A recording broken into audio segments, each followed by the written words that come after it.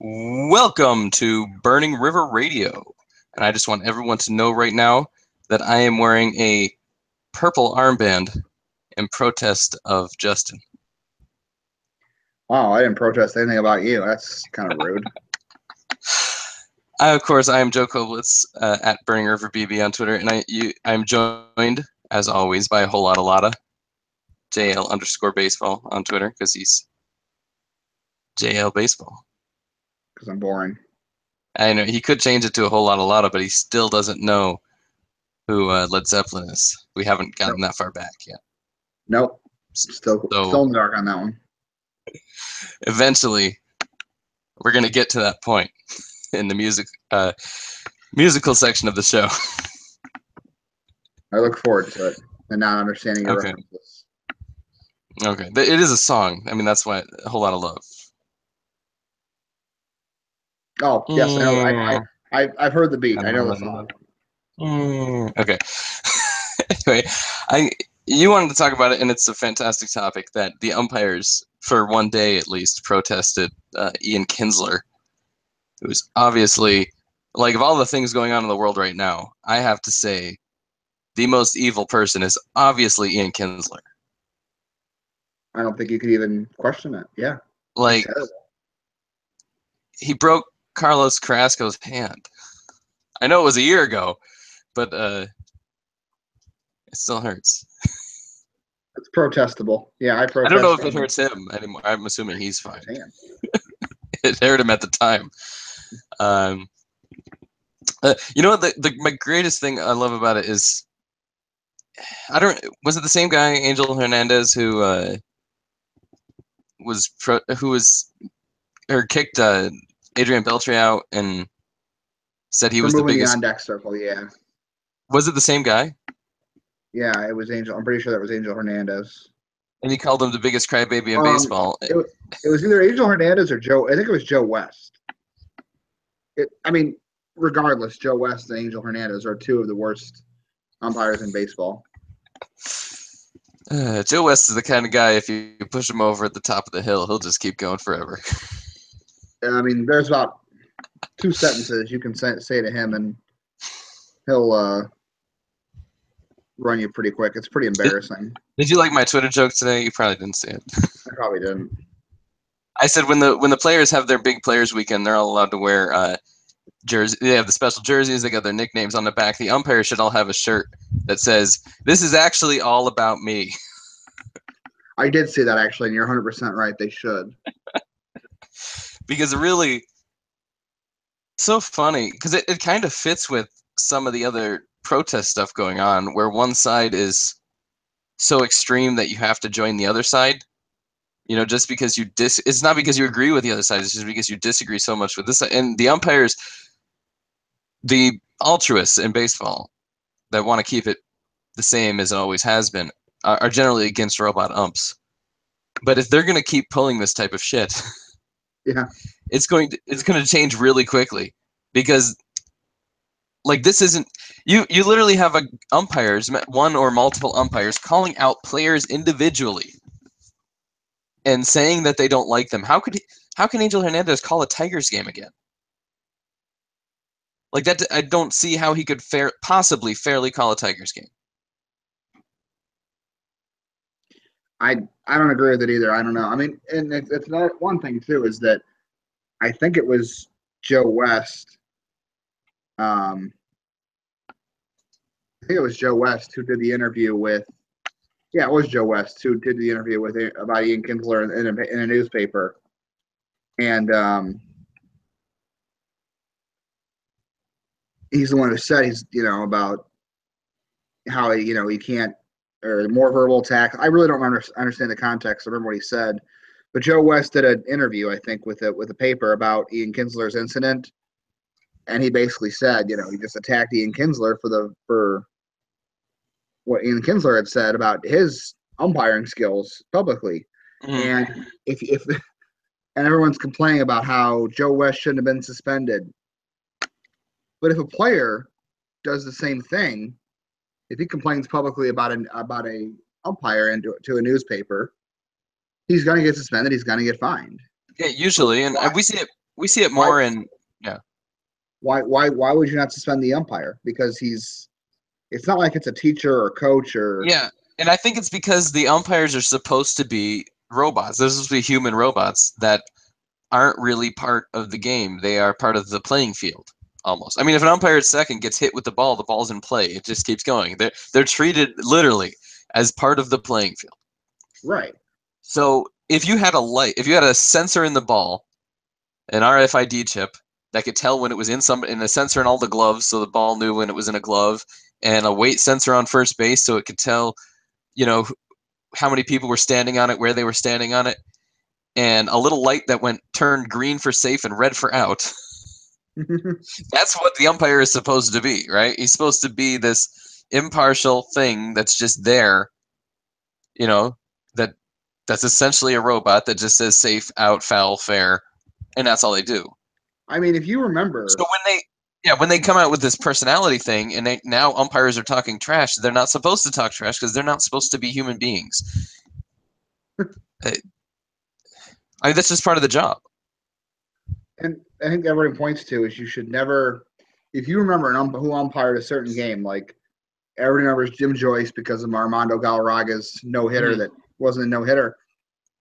Chances are, if you remember an umpire from a certain game, they probably screwed up.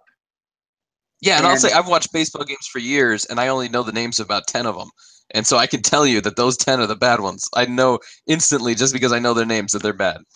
well, while you're on that, Ryan the Crystal, I saw today on Twitter, put up a umpires with the most bad calls on pitches with more than 10% chance of being called a ball or a strike. And I think this is just this year. Doesn't say. It has to be just this year. But Joe West has 58 bad calls one way or the other.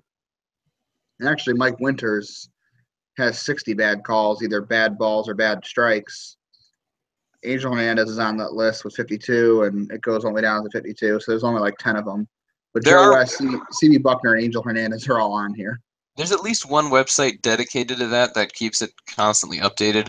And I can't say offhand what it was. The last time I accessed it was for an article I wrote for The Comeback, and I haven't written for them in over a year. So it was a while ago. We were discussing something about how terrible strike zones had gotten, and so I cited that as part of Plus, the article. And I think a lot of HBO actually fans.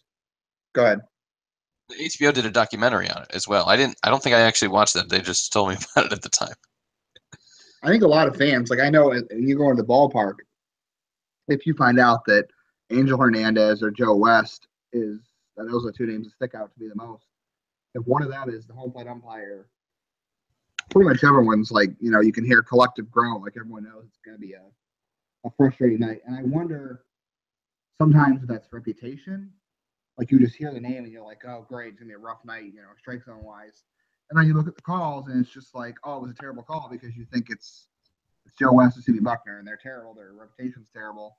I don't know if that's necessarily true or not, but the fact that, you can probably make a bunch of fans of either team pretty mad just by knowing the fact those are going to be your home plate umpires for the night probably says enough about the fact they're not good. And, Angel Hernandez is the guy who's suing Major League Baseball for saying that he never gets to umpire in the postseason, and it's racism. I mean, I think baseball has a racial issue across the board with a lot of things. But I'm sorry, Angel Hernandez, you are a terrible umpire. And I mean, but his complaint is that Joe West, who is equally as terrible as he is, gets to umpire several playoff games every year, while he doesn't. So neither of them should be anywhere near the playoffs theoretically. But I can see where Hernandez is mad that Joe West, who happens to be a white man, gets to use his shitty umpiring in the playoffs and gets paid for it. But like, I don't know. I mean, I guess I don't know what an umpire thinks about working a playoff game, but the fact that they care that much has to be about money, because if it's about more than money, then then you got a problem, because umpires, like you said, are not part of the game. Yeah, I'd have to guess that it's mostly money. Although, I mean, there's some accolades. There are a few umpires that are in the Hall of Fame for having extended careers. For some reason or another, they decided to put them in there. I understand that, I guess, but like overall, umpires should be pretty anonymous. Like I don't know, there's got to be what at least 90 umpires, maybe more, 100. Yeah, You I'm know? not. But I mean, the Uh, fact you only know, like you said, 10. So yeah, the other ones seem to blend in pretty well and I don't know, do their job. Like I'm looking at this list again. I know all these names because they've been around for a while. But like even Mike Winters, who's at the top of this list with 60 bad calls this year, I don't remember the name Mike Winters. So maybe it is a reputation thing. I don't know. But the whole protest thing is ridiculous because I don't understand how they think that umpires should be allowed to speak out against players however they like it. But when you argue with Joe West, he's allowed to kick you out of the game in 2 seconds if he feels like it. hmm And I'm sorry, it has to go both ways. Like you can't yeah, have a player go to the paper, complain about an umpire, get suspended and fined, and an umpire go to the paper and do the same thing and expect him to not have any reprimand. I think that's stupid. and in the end, it's a union issue, but it's not the union's fault. They're doing what they're supposed to be doing as a union, protecting their employees' rights. It's Major League Baseball's fault for allowing the union to have that much power. There's full slate of minor league umpires. I mean, there's umpires all over the place that I have to imagine would be at least as good as many of the current major league umpires. You could crush that union pretty quickly if you just guys as scabs started working, which the NFL did for a couple of weeks, a couple of years ago. I'm thinking, and it wasn't that. There were some bad calls, but it wasn't that much worse than the regular NFL referees. And I don't know. I mean, there was some my bad biggest, ones. but they make bad calls all the time. Yeah. And NFL is harder to call than baseball is. It's much faster. There's so much going on because in baseball you can't have an out in right field when there's a play at third base. You're focusing on one thing. Whereas in the NFL, you can have a holding completely away from where the ball is, or not pass interference, but Yeah. True. like what are they roughing the passer, roughing the kicker. You've got to watch everywhere at once, even if the ball isn't there. So it's a lot tougher to cover the whole Yeah. playing field. So I get that there should be more mistakes, but in baseball, it's not that hard. And I remember when Questek came in, which must have been late '90s. I'm thinking maybe early 2000s, and the umpires fought it so hard they didn't want Questek in at all. It was essentially the old version of pitch effects and things that they have going on now. But it was just two cameras that pointed at home plate and checked to see if a pitch was a ball or strike, and it wasn't great at the time. But it's improved ever since, and now the stuff we have with StatCast, I trust StatCast 100%. And when I'm watching a game and I think an umpire is fucking up royally, I go to StatCast, and StatCast will either confirm or deny what I thought I saw. And a lot of times, like if a guy's got a pitch with a lot of sink on it and he's throwing it low in the strike zone, it'll cross the plate in the strike zone. The catcher will catch it below the strike zone. And a lot of times umpires will call that a ball, but it's actually a strike. And so if an umpire starts calling that a strike, you're like, I don't know, those are kind of low. So you look it up and you can see, no, those were good calls. But you can also see the bad ones. And the fact that that exists, umpires should be paid based on that. The best umpires should get paid the most. The best umpires should get the postseason jobs, and the worst umpires should get fired. They should Well, probably that fire 5, 10 umpires a year just to keep it moving. Like think about what if a player struck out every three at bats and batted 100, and you had to keep him around forever because the players' union said you did. No, that's never going to happen. that's a good point. Like you have to have this constant shuffling of rosters in baseball where you're getting rid. Some guys retire, but most guys are cut, released, and just never come back. Yeah. And So there's so many umpires in the minor leagues who have been there for years. It's hard to get in. I mean, it's a hard profession to move up in. yeah, that's part of the problem is we know Joe West, so he gets the big games and he gets the All-Star games and whatnot. When he's really the worst person and somebody who may have a calm demeanor who allows a player to voice his opinion and then go back into the dugout after he strikes out looking or strikes out on a check swing. just let him go. I never understand the confrontation. You shouldn't be arguing with a robot, and the umpire should be acting like a robot. Yeah, I it's agree, like man. I mean, they're you can't go so far, but I mean, well, guys they're the like Joe British West. guards in the funny hats, right? You don't know what I'm talking about? No, I mean, guys The like Joe the West. British royal guards that aren't allowed to move or talk or do anything. Right, you're supposed to be able to go up there and get right up in their face, and they're not supposed to be able to move. But if somebody like actually touched them, you'd probably get arrested. Like so that's where Right. it should be. If you actually, threaten an umpire, really start screaming in their face, yes, you should be ejected. But if you say fuck you on the way back to the dugout, all right, let it pass, man. You've heard it a million times. Who cares? I mean, there's got to be a line to draw. Yeah. Yeah. All right. Well, we'll talk a minute now on what's going on in the actual games themselves, beyond So we the both pieces of agree though that the equipment. umpires and their white wristbands are stupid, and Major League Baseball is stupid for. Yeah, they should have wore rainbow wristbands. There you go. It would have been more of Then a. everyone would have. Then they could get some people on their side. Oh man. Well, Oh, so we yeah, have a lot of people freaking out about that too, unsadly. was somebody wearing a rainbow wristband in a baseball game? Or are you No, but I talking mean, about the other? but no, there's teams that are having pride nights, and people are offended that. Oh, I like that. I almost bought a Giants hat. It was a I have no Giants issue. There rainbow are hat. people I who are thought that pretty was cool. upset about the Mariners. People who have been pretty upset that the Mariners are having women in baseball night, and they had a pride night, and people were pretty upset about that. Yeah, I will say about the women in baseball night thing. I can understand why you'd be upset with it a little bit. My problem with it is it just like the Negro Leagues, it should never have had to exist. I think like we honor the Negro Leagues and we remember the guys as much as we can, and I've read a few books on them, and every chance I get, I try to get more information about them. But the underlying idea to me is always that this should never have happened. True. It should never have happened. So with something like this, it's awesome that they have women working for the Seattle Mariners, and there should be women working. Like when you're doing math, like literally, when you're running analysis for a team, who cares what gender you are? It has nothing to do with anything. There's no reason those people couldn't be You just want the men, smartest women, person or for that job. Yeah.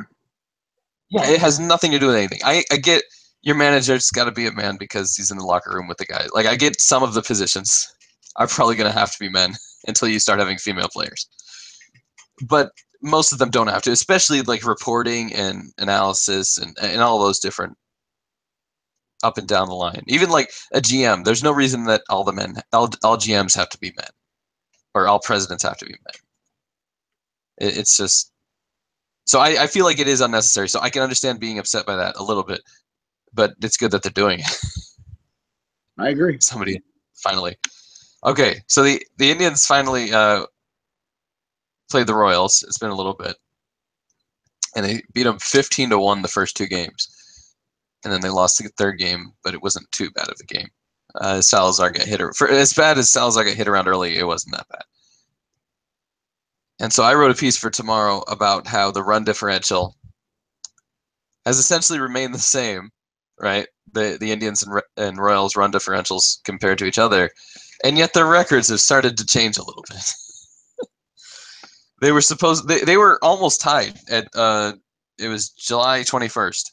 The Royals were a half game back from the Indians, and they had a negative run differential of something massive, 20, 30 runs, something like that, and the Indians were positive by at least that much.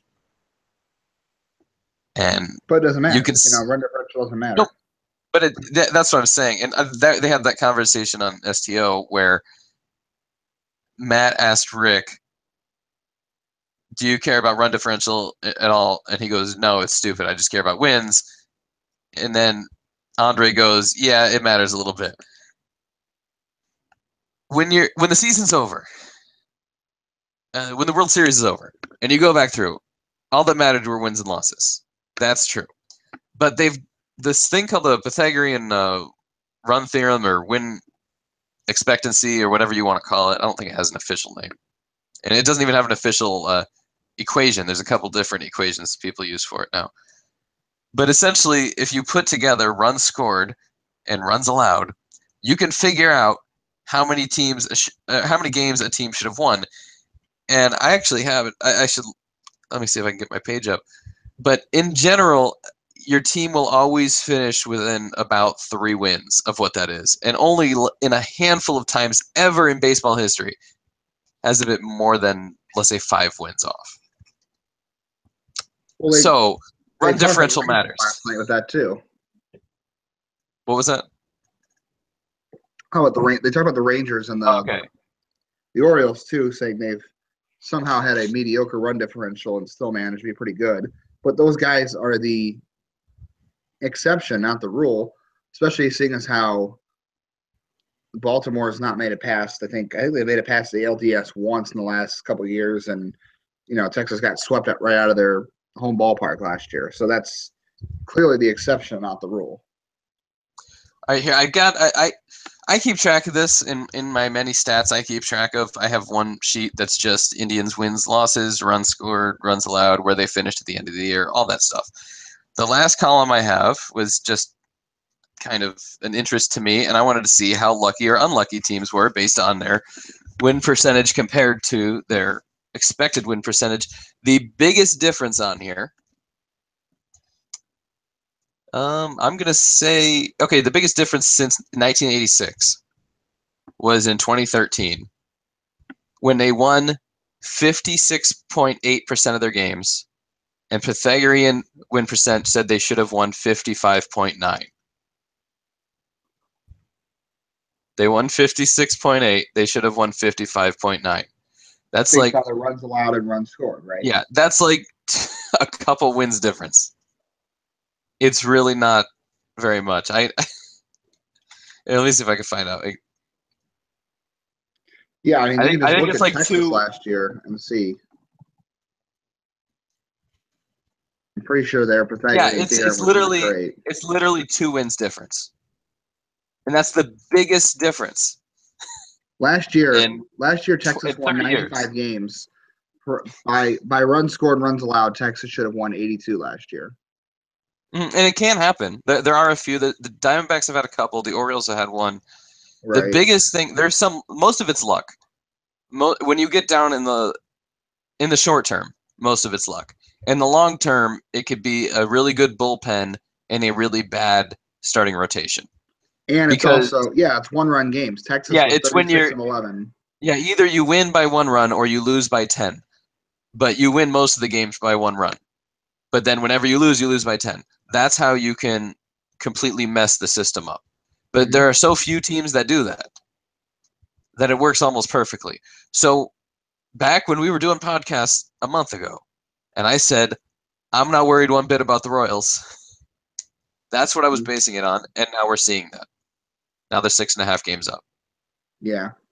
I wasn't. The only thing I was worried about with the Royals wasn't the Royals. It was the fact that Miller was out along with some other injuries, and they picked up Jay Bruce, and they just started out slugging teams, which worked out pretty well. Plus, the rest of the pitching staff stepped up. But I mean, there was never really any reason to fully be worried because the run differential always kind of winds up coming out in the wash and staying true to what it is, and it has. And I mean, the Indians have a great bullpen, so you could actually expect them to outplay their run differential, although they haven't to this point. Yeah, And that's partly, I mean, that's because they've had a lot of games where they haven't scored, where they've scored like 1 or 2 runs and lost, and then when they win, they usually win a close game. So it's kind of the opposite. yeah. It's only been. I mean, they've had a lot of games they blew teams out, and then they go through stretches where they couldn't score. Yeah. So I again not worried at all about it. I think they're still gonna handily win the division, and They they should wind have, up winning by 10. yeah, they and the Twins made the right move by at least selling off Kinsler, and the Royals made a lot of stupid moves because they might not have been able to bring in a haul for any one of those players, but between Moustakas and Kane and I think who's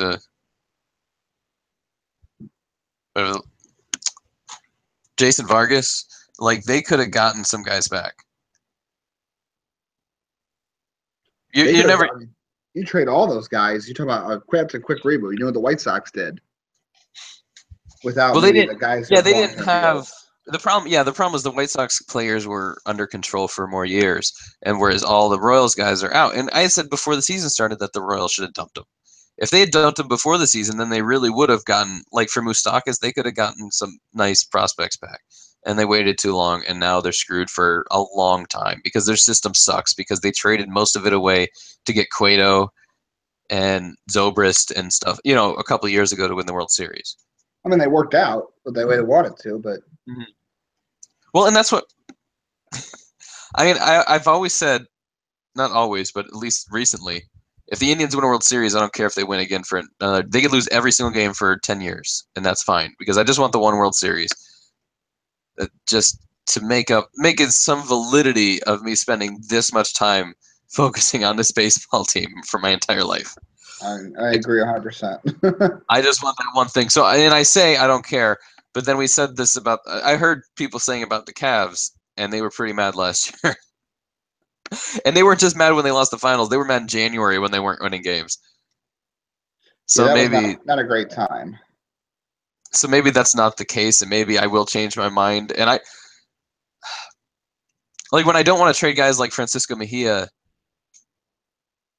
It's mostly because I'm thinking, well, if they don't win the World Series this year, I don't want to ruin the chance of winning it next year. But if they did win the World Series, then I wouldn't be as mad about trading guys like Clint Frazier, let's say, who they did trade to get this current thing that they have going on.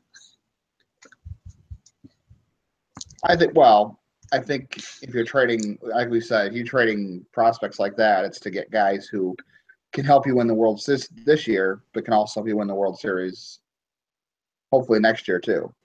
Like you said, in case you can't. That's why it always makes sense to trade for guys under contract for another year. Mm-hmm. Well, I mean, And Jay Miller, Bruce is a rental. well, they gave him nothing for So, him. yeah.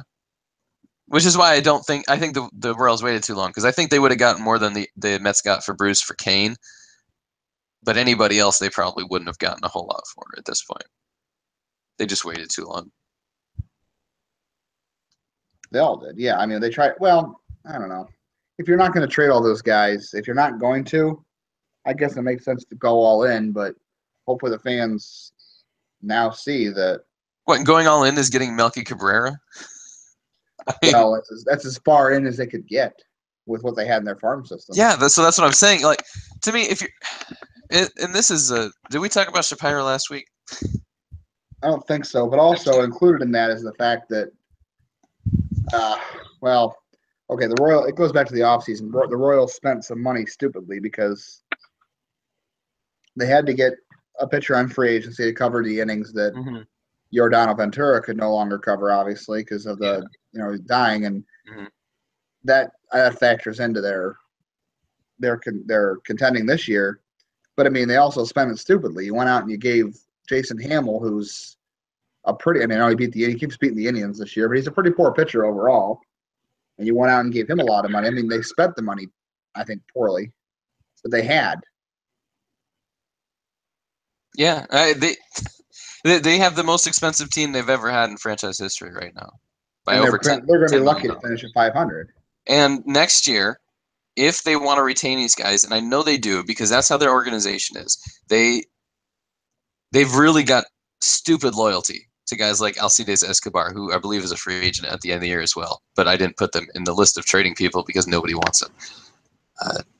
They could probably re-sign him if they want to keep him, and I bet you they do. But to re-sign Moustakas and Vargas and Kane, it's not going to happen. But they'll probably go all in on one of them and just have another stupid deal that makes no sense. What they should do is offer qualifying offers to maybe two of them, maybe like Moustakas and Kane, and let the rest go. Because you don't want them all to accept qualifying offers because they don't plan on contending next year. You just want the qualifying offers of the guys that won't accept them so you can get that draft pick. A first-round draft pick's worth more than Ryder Ryan, at least. Yeah, I would say so, but you never know. I mean, it's still a draft pick. It's still Yeah, that's what you do with it. But I mean, at least you have a chance. I would say a proven prospect right now, if they could have gotten anybody, double A, high A, for any of those guys, is way better than a draft pick because you don't know what's going to fall to you, late in the round. But having not gotten anybody, it's better to have the draft pick than to keep these old guys around forever. But I mean, keep ruining your franchise, Casey. That's awesome. It's good for you. You don't need anyone else competing with the Indians and the White Sox.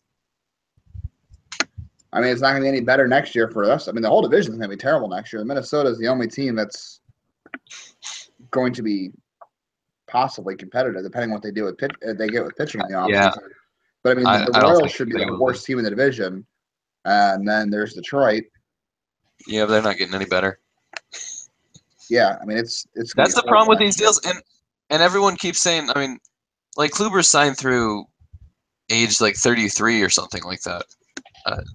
It's fairly late into his career. He's already 30, so he signed through 2020. So you can do the math. Oh my God. It's 33, right. 34, something like that. So you could say, like, and I would love them to sign Kluber forever. I would love him to be this generation's Bob Feller, a guy who stays around for 15 years and only pitches for the Indians. I've been waiting my whole life to see a player only play for the Indians. The best one we have so far is Rafael Perez. Literally, that's the longest tenured Indian in my life who's only played for the Indians. That's weird. I researched it a while back, but and that's because he wasn't good enough. Like he did sign on with the Mariners, but he never played in the majors for them. So I would love to see Kluber be that guy, but if you do that, then you're going to risk looking like the Tigers. Because if Verlander is still a decent pitcher, and Kluber probably will still be a decent pitcher into his late 30s, but he's not going to be what he is now. And if you pay him $35 million a year, or whatever the going rate's going to be at the time, then you're not going to be able to afford anybody else. And you could really mess up the franchise, which is what they were worried about doing with Tomey back in 2002. And it would have worked out okay for what it's worth, but you didn't know that at the time. You had no way of knowing. Well, if they had signed Tomey, we've had these discussions before on other shows, but if they had signed Tomey at the time, then you don't have extensions to Hafner and Sizemore and those guys because they don't have the money to do that. So I think they wouldn't possibly have not even been competitive in 2007. Like it may have ruined that whole run from 2005 on where they actually were slightly competitive just because they signed this big guy who was injured all the time. Well, I mean, the issue with that was anyway, the farm system was still crap. Yeah, and that's a big part of it. I do want to go into that now. The farm system. We just did our top 10 minor league lefties starting pitchers, and starting pitchers kind of I don't know. It's not necessarily a real thing, especially the lower levels. A lot of the guys they have going in the AZL right now will come in relief and pitch 5 innings. To me, that's a starter. That's somebody that they're working on to be a starter in the future, and they just don't have the physical starts to give everybody they want to be a starter in there. So I would include guys like that. So we made our list up, and you didn't like our list. You didn't like the options. Well, I mean, a year ago, the options were. I mean, if we did this conversation prior to last July, and we did, it would have been a much. Well, I know we did, but it would have been a much better state in the system. There were but a much better. Yeah, there have been rank. There have been guys that a couple guys got promoted. Ryan Merritt, I believe, was on the list last year, and he's up. Who else was there? Sean Morimondo and Adam Plutko. Oh, because we didn't do just left and right last year. We didn't do just left. We did left and right last year. Yeah, it was everybody. So there were a lot of guys towards the top that got promoted, and I think they were towards the top just because they were in AAA necessarily. Well, right now, there are no left-handed starters in AAA who have not been to the majors. There's a few in Akron. There's one in Akron. There are... Are you sure about that? Lugo. Oh, yes, Lugo. Okay. Yeah, so there's one in Akron. Because I said two because Comiskey's on the roster, but he's on the DL still. Right, okay. There's one in Lynchburg, and he started the season in Lake County. And then there's like 5 in Lake County. So the entire Lake County rotation is lefty, except for Micah Minyard. Pretty bad. So Well, and you've there's seen Sean these Brady guys. too. You just Sean overlooked Brady, him. yeah, he's a lefty. Yeah, well, and there's also Tanner Tully. Yeah, that's Tanner Tully is the guy in Lynchburg who used to be in Lake County. And Lake County Right. has Brady Aiken, Sean Brady, Sam Hentges, and one Hillman, No, who Sean are Brady's all. in Lynchburg now. Oh, is he? I missed the promotion. Okay. Yeah. Well. Okay. Okay. Yeah, Yeah. So Anderson Polanco's now back in Arizona, apparently. yeah, I don't know anything about that. Okay. I see nothing. Okay. Um,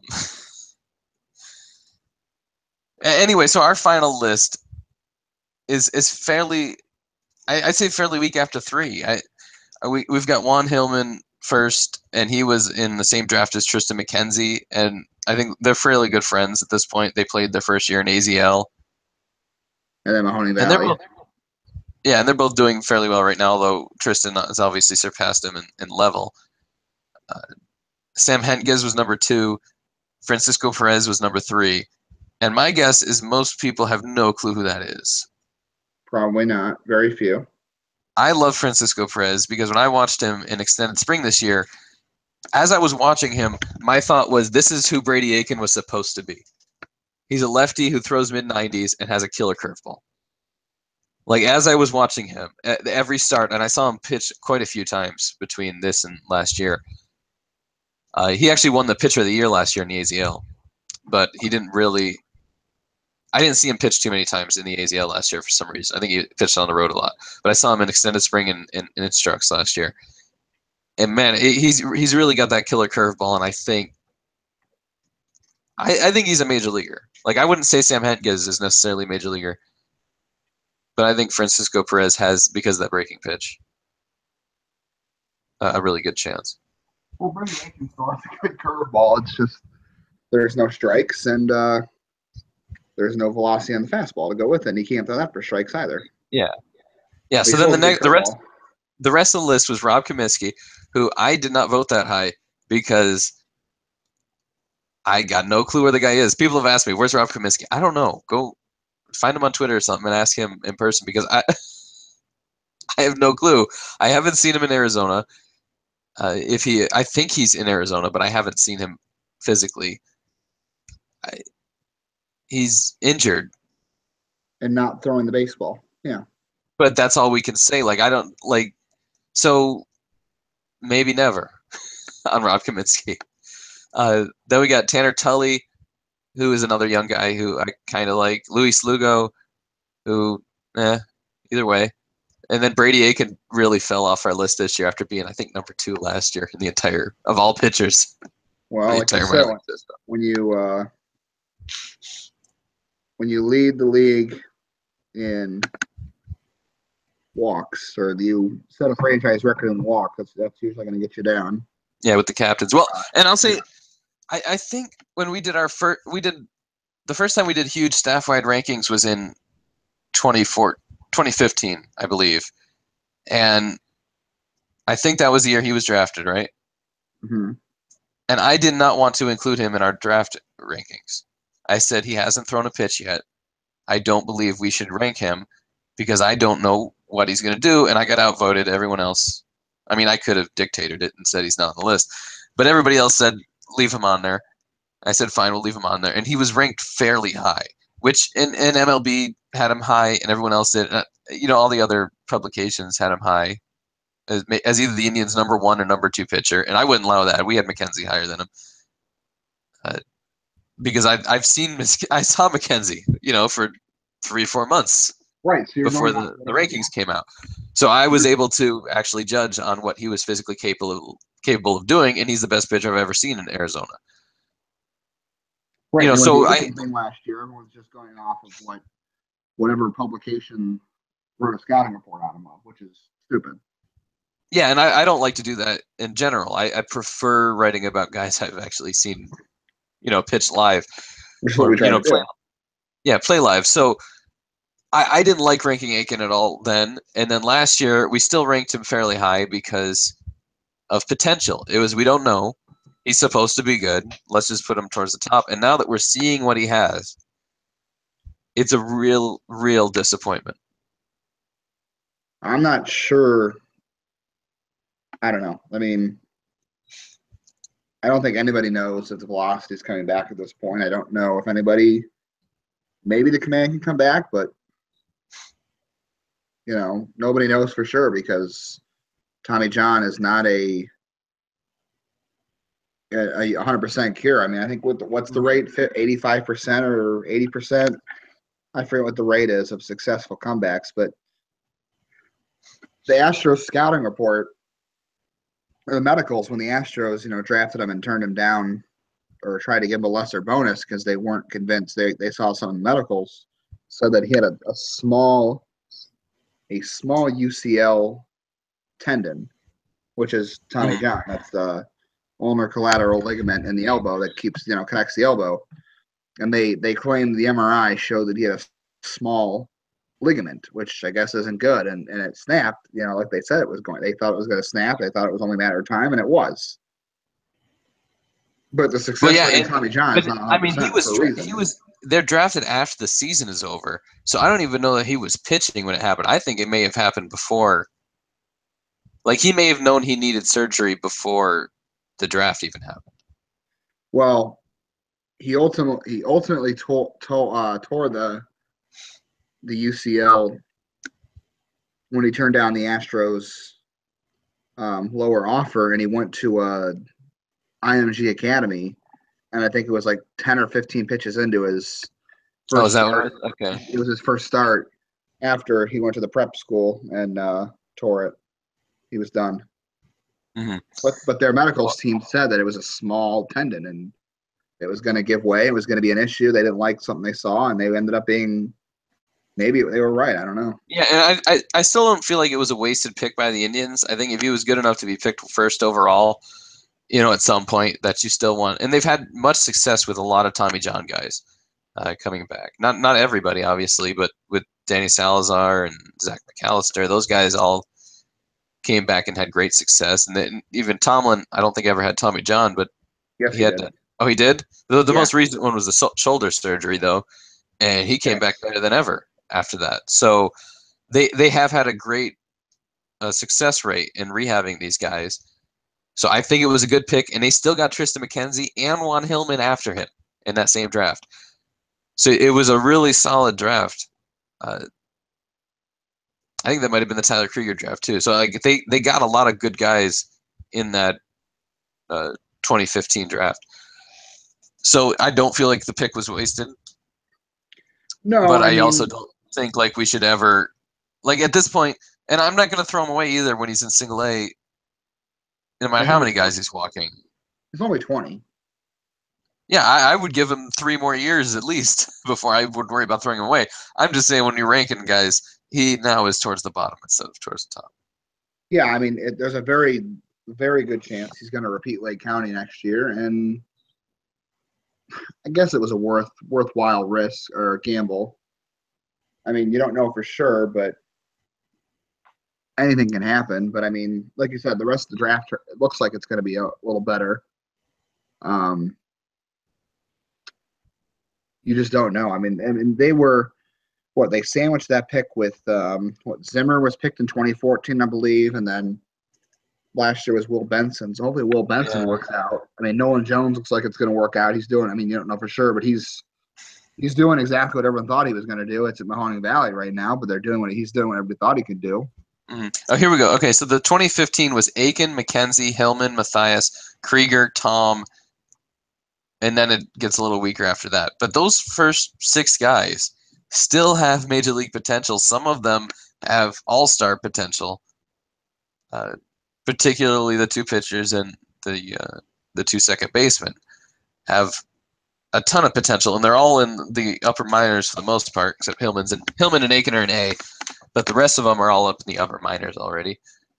So I mean, that was great, and they got Luke Wakamatsu late in the draft, and they got Todd Isaacs late in the draft. So there are still plenty of good players, that could come out of that draft, and I just think it was a solid class all around for him. Yeah, I can't disagree. I mean, so far it looks like it's So I think Wakamatsu is going to be a good pick somewhere down the road. I don't know. It's just about the risk. I mean, the first round pick is you have. It's so when you're a You don't team have like to this. hit. They didn't hit on it for 20 years. Okay, they did, but I After mean, you have to rely on the successes of lower draft picks. Like, Jason Kipnis worked out well as a second round pick. Who else on the team was a higher pick? I mean, Jose. I mean, well, that's on right now. Chisenhall and Bauer were first first rounders, rounders. right? I mean, but in general, you need your first round picks to mostly. I mean, the reason Indians had that window from about 05 to 08 was because they drafted Sabathia, and that worked out. He was a first rounder. And then the rest were trades. I mean, Grady Sizemore was a trade. Cliff Lee was a trade. Asdrubal Cabrera was a trade. But they're still running off that. Kluber came on a trade. McAllister came on a trade. Salazar was an international signing. Well, yeah, and international So part they're of it too. still. But I mean, their I mean, drafting for a couple period of years was really good. Lindor was a slam dunk. yeah, Santana was a trade. A lot of these guys came in trade. They have more free agents now than they've ever had before. Well, this is why I laugh when people say, well, they did this in the '90s, they did this in the '90s. The Indians in the '90s have not done anything different. The Indians today have not done anything different than they did in the '90s. They built on draft picks and trades. Like, I mean, you look at the '90s, Sandy Alomar, Carlos Baerga were trades. Yeah, Lofton, Omar. Lofton was a trade, and then Omar was a trade. Tomey was a late round pick that worked out. Manny was a high pick. Bell was a high pick. Yeah, Nagy Paul was up Schuh there. was a high pick. Nagy was a high pick.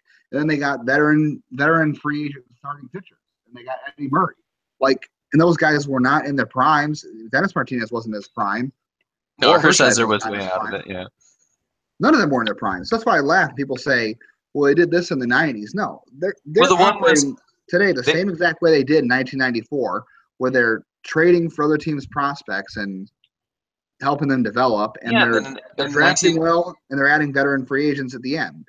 In 1998, they said, "Let's go get a Hall of Famer," and they signed Robbie Alomar, who was the biggest free agent acquisition in team history, and pretty much was the biggest acquisition until Encarnacion. I Yeah, don't know, maybe those are in easily the total, biggest too.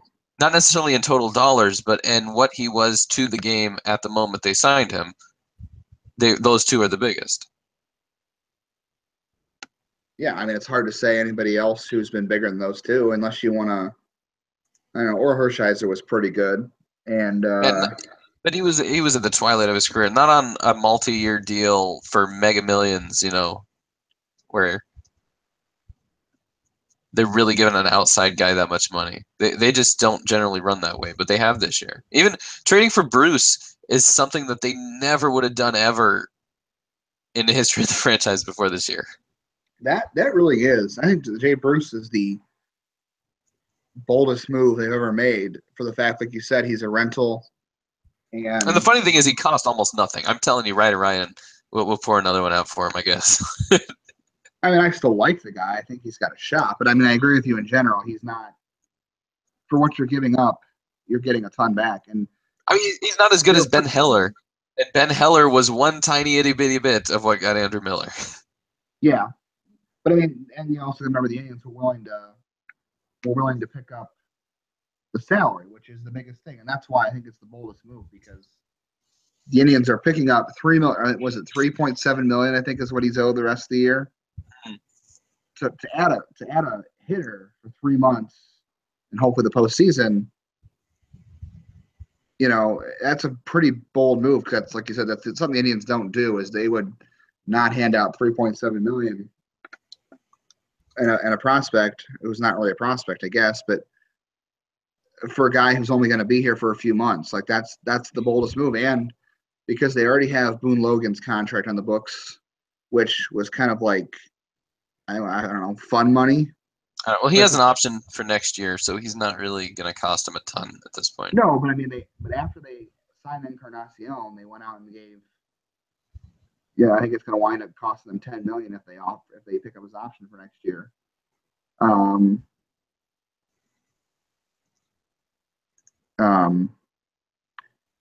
That was essentially fun money. After they signed Encarnacion, they said, "Well, we don't have the money for Davis. We don't have the money for this. So we're pretty much tapped out." And then Boone Logan sat on the free agent market, and they got him. And obviously, he got hurt, but he was pitching pretty solidly until he got hurt. And then the Jay Bruce thing is just, I mean, they had to do it because of the injuries. But I would say if you go back to the Mark Shapiro era, because you were going to bring out Mark Shapiro before we went down this path. No, this is actually exactly what I was talking about with Mark Shapiro, was that he never did this. Happen with him.